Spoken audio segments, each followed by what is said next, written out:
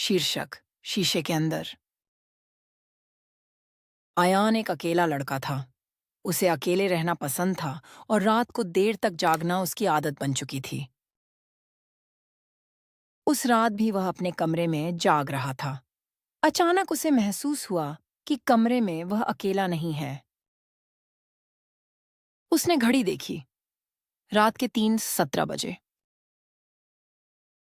कमरा पूरी तरह शांत था, लेकिन आयन को ऐसा लगा जैसे कोई धीमी धीमी सांसें ले रहा हो। उसने सोचा शायद वहम है। तभी उसकी नजर कमरे के सामने लगे शीशे पर पड़ी, जो हल्की रोशनी में अजीब तरह से चमक रहा था। अयान धीरे धीरे उठकर शीशे के पास गया। शीशे में वह खुद खड़ा था, लेकिन उसकी आंखें काली थीं और चेहरा बिल्कुल बेजान। अयान ने शीशे को छूने के लिए हाथ बढ़ाया।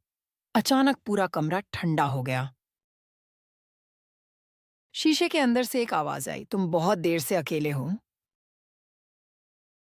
अयान पीछे हटना चाहता था, लेकिन उसके पैर जमीन से चिपक गए। शीशे वाला अयान मुस्कुराया, ऐसी मुस्कान जो किसी इंसान की नहीं लगती थी। अचानक सारी लाइटें बंद हो गईं। कुछ पल बाद लाइटें फिर जल उठीं। अयान अपने बिस्तर पर पड़ा था। उसका शरीर पसीने से भीगा हुआ था।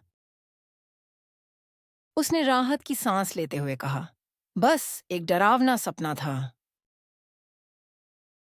लेकिन जब उसने दोबारा शीशे की ओर देखा, शीशे में अयान मुस्कुरा रहा था, जबकि असली अयान हिल भी नहीं पा रहा था।